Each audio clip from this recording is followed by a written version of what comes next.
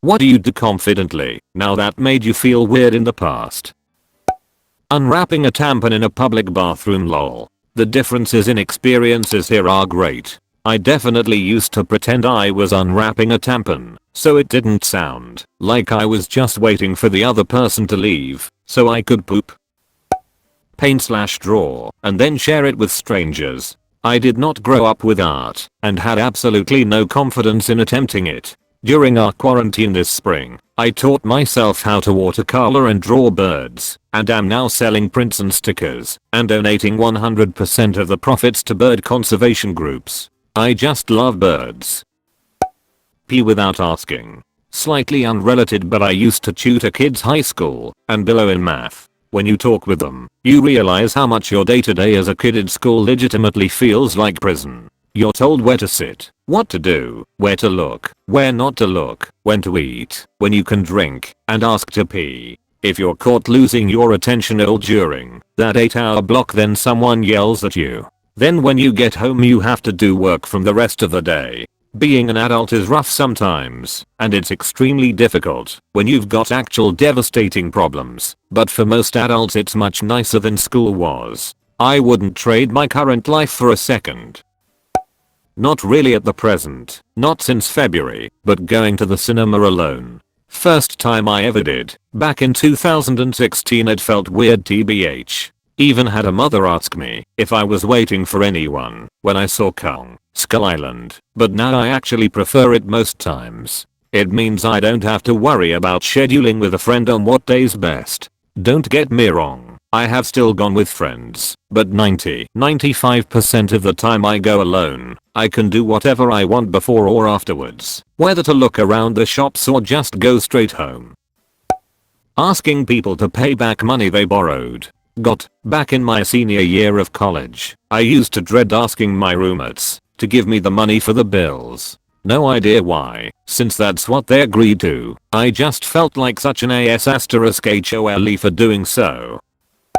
Have conversations with people. I used to basically not be able to talk to anyone for any length of time without being drunk. Small talk and deep conversations was super hard for me. Now 6 months later I have talked to people for hours that I have just met about anything under the sun. Go out in public and be around crowds. When I first started using a wheelchair, I was hyper aware of people staring at me, avoiding getting near me, or acting strange when interacting with me. Decades of being a wheelchair user have desensitized me to all that. Hardly notice now. Say no. A lot of people struggle with saying no. I used to struggle with it as well. I got a lot of advice to be unapologetic. You don't owe anyone anything.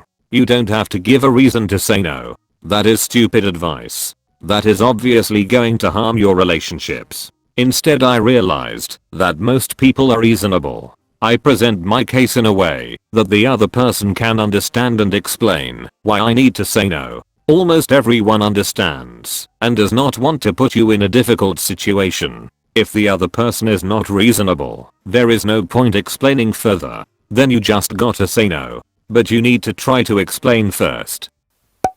Buying condoms. I remember being 15, trying to buy condoms for the first time. I wasn't even sure if I legally could buy them. AOC is 16 in the UK. I was still in my school uniform and everything.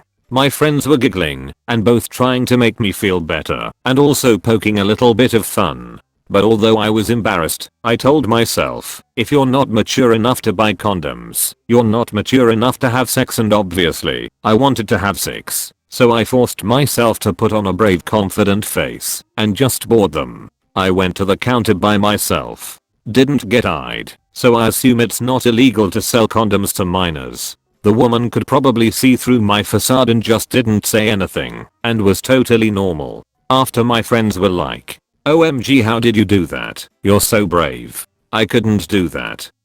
Lol. Talking on the phone. I was crippling shy as a teenager, to the point I'd have to script what I was going to say before doing something like phoning for an appointment. Then age 21 I got a job in a call center, and nowadays I can phone anyone with ease, though I'd never say it's my favorite thing. I'll even complain about shoddy customer service on the phone now. Flood therapy works.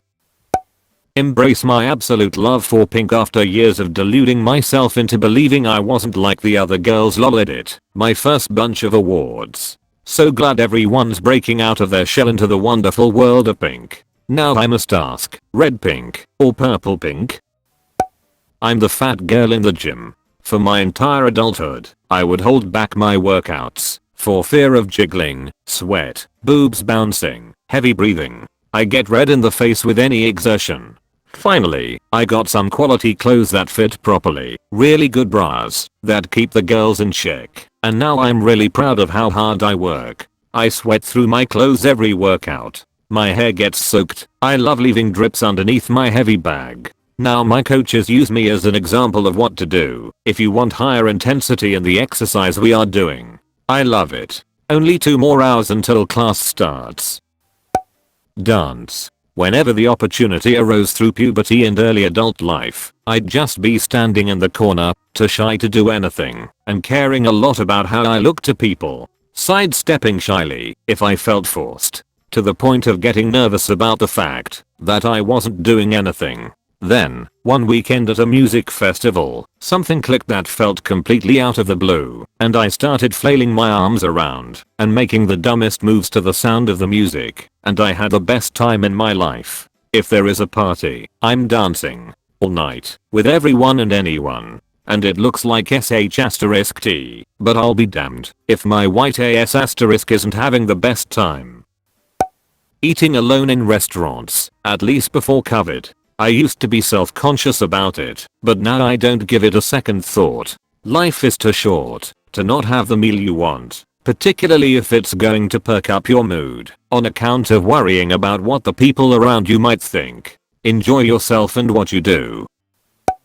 Being out in the woods. I was born and raised in New York City, so even though I really wanted to experience these things, it always seemed so inaccessible and scary. But one afternoon, after a sh*tty day, I just said f*ck it, did some research, and found a trail that was within an hour of the city and for beginners. I wasn't able to finish the trail that day. It felt like it went on forever, and I chickened out thinking I would get lost. But I still enjoyed the experience and decided I would do it again. It wasn't until a year later I was able to fully hike a trail and get the payoff of the amazing views. I got really into it and learned more skills like navigating and wilderness survival over time. Now, even though I'm a born and raised city girl, I'm also an avid hiker, camper, kayaker, backpacker, and overall feel more at home in the mountains than I do in this concrete jungle. Thank you for the award. I'm super proud for my first award on Reddit to be a Tree Hug Award, and anyone reading thinking they want to try outdoor sports, please do. The planet needs more advocates to protect its beauty. Just brush up on the policy of leave no trace before heading out there to minimize our impact on these beautiful places. When in doubt, just remember, take only pictures and leave only footprints. Asking for help. I've gone through more trouble and passed up more opportunities than I'd like to admit because I was afraid of asking for someone to help me. Needing help doesn't mean you're weak, and accepting help doesn't mean pity. Driving. Still cautious and safe, but less terrified of making mistakes and freaking out. That and driving any new cars. If someone asked me to drive a truck/SUV at age 18, I would have said no way, but now I have a little experience and wouldn't think anything if someone asked me to now. Wearing pink and purple as a male. I always felt weird about it until my wife finally convinced me to get shirts for work in those colors. Now they're basically all I wear. I get a lot of compliments and I feel great in it. Playing guitar in front of people. Played drums for 13 years. Could practice with my friend's high school ska band. Could not play on stage or in front of anyone. Our drummer didn't show, and I had to sit in at a show at Temple with less than Jake. I was horrified. I wanted to put a bag over my head and played one song when our drummer showed up, and I booked it. After the show, I got a ton of praise, but I could never ever do it again.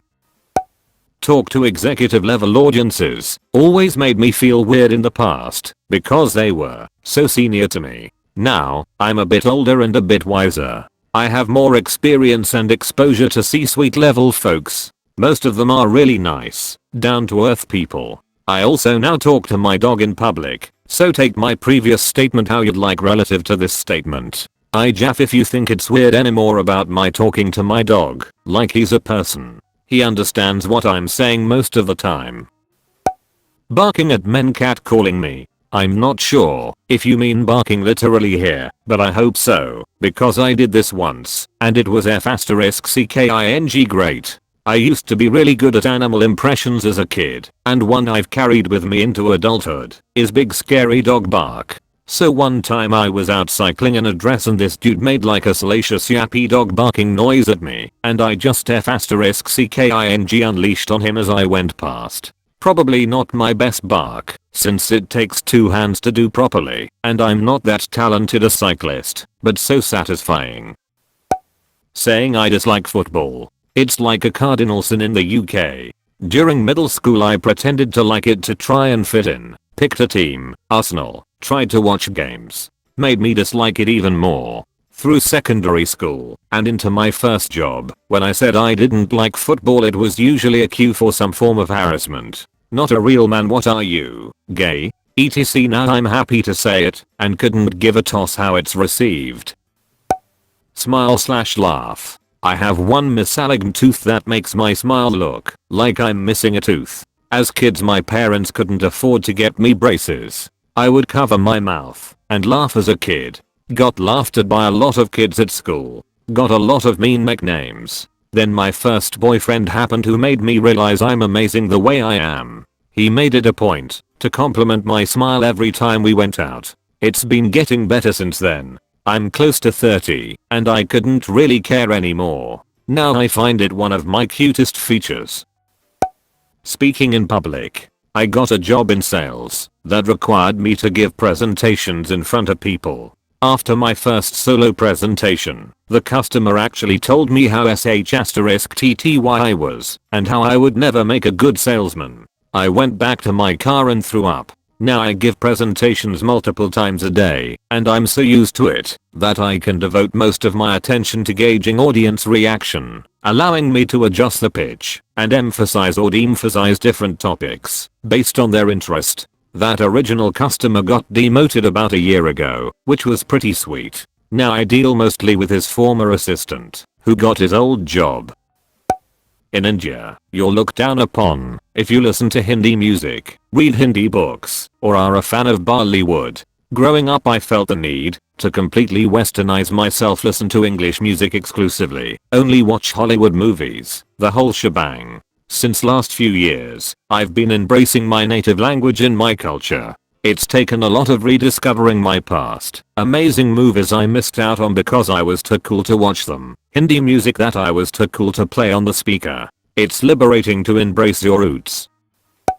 Having sex and being open about what I want with a partner in bed. When I first had sex, I was mortified with the act itself and telling a partner what I liked and disliked. I never thought that years later I could not only love doing it, but being able to say what pleases me and what doesn't. I was really always so embarrassed about it. NGL. I'm not sure if it was speaking up or the fear of being rejected while being in such a vulnerable position, but now I wonder why I was so embarrassed, because it actually makes the experience better for both myself and the other person. Letting my weird out. I used to try to fit in with everyone. I pretended to like sports, or shooter games, or whatever the group was into and talking about. Finally I just embraced the fact that I'm just different enough from the normal crowd and I don't care. I like the obscure Japanese games people in my area haven't heard about. I like collecting cool looking bottles and glasses and pretending I'm a wizard making potions. I like listening to show tunes. I like Disney movies. I like all those girly alcoholic drinks. IDK. What seems weird to people and what I enjoy seem to line up pretty frequently. Confronting the problem or the people who have problems with me than just making small talk behind the back, then offering a solution to solve it between us. Before I really didn't know how to properly address confrontation without sounding like a b***tch, but now that I've had a lot of practice in corporate, it's been a godsend. Now it's become easier to talk it out with people who work with me, above me, or fall under my team, and equally reduces bad blood in the office. It wasn't easy, and I don't think as you go older you'll be automatically equipped with it. but having a solution-oriented mindset and genuinely wanting a peaceful life for yourself will push you to see a lot of other angles. Now when confronting the first thing I ask, if what was the root cause of it, how did it develop into so and so, and how we can end it more amicably. Email my professors when I have questions. It used to terrify me. Go out by myself. Even going to the grocery store used to make me anxious. Now I am totally fine going to bars alone even. I'm also very slowly coming around to the idea of dancing, just when no one else is watching. S**ck at PTSD. S**ck at Jeff. Compliment strangers. One time I was really sick and felt like I was dying, but a flight attendant stopped me as I was leaving the plane to tell me I had an amazing smile, and it made me feel so nice it was easier to get through the day. Ever since then I decided I would give one stranger a genuine compliment a day. It started out as very anxiety inducing. I felt weird stopping strangers days for a second to give them a compliment. But most of the reactions have been very positive over the years, and sometimes I'd catch them smiling to themselves if I pass them again in the store or whatever, and I like to think I've boosted someone's day a little bit. Now it just comes naturally and I barely even think about it before it happens anymore. This is just something so stupid. When we go out camping with the brothers, most of them, when they have to pee, they just move a bit to the side and take it out and just drain the boiler. Well, I couldn't do that for some reason. Even if I really had to go, I couldn't pee in front of people when they are behind me, and that just weirded me out. I think it was confidence that I needed him a guy, so I was shy of that. Started getting into shape recently, and when we went camping last time I didn't even notice myself. I did it without a thought, and I felt so good that I'm not weird, I just needed confidence. Speak a foreign language. I moved to Austria 5 years ago and was always too shy/afraid that people would laugh, but I found that more often than not they would see I wasn't native and help me along with whatever sentence I was trying to say. Currently in the process of packing up and moving to Sweden, so I'm hoping I'll have the same experience there. At least now I've had the experience of speaking a non-native language and have more confidence to at least give it a try. In my culture, menstruating was perceived as profane and feminine sanitation products were frivolous. Women sequestered themselves away because close proximity to men and children has some irrational connotations of contagion and great antipathy for a woman's natural cycle. For years I eschewed the company of men and boys, and my parents had no compunction depriving me of access to sanitary pads, so I had the humiliating experience of pilfering toilet paper and newspapers to repurpose as an absorbent pad. Menstruation blood in the uterus lining coagulated, and the pungent odor emanating from me really necessitated my segregation, rather than archaic presumptions about the impurities of a woman's body. Now, I can purchase products without trepidation and concern for committing a social infraction and the opprobrium it engenders. Go places by myself. I used to feel like all of the eyes are on me in any room I'd go into. My stealth level is at 100 now. I followed behind people that were literally talking to me seconds ago, and they still jump for some reason. I patted my buddy on the shoulder at the office this morning when I clocked in and said I was ready, and he turned around seconds later and freaked out I was even there. Like, damn dude, I'm that unnoticeable. I'd say it was cold if it wasn't such a bad perk. I cold stabbed him while he was still talking to our bosses, and he'd still carry on the conversation for 5 minutes before just falling down dead.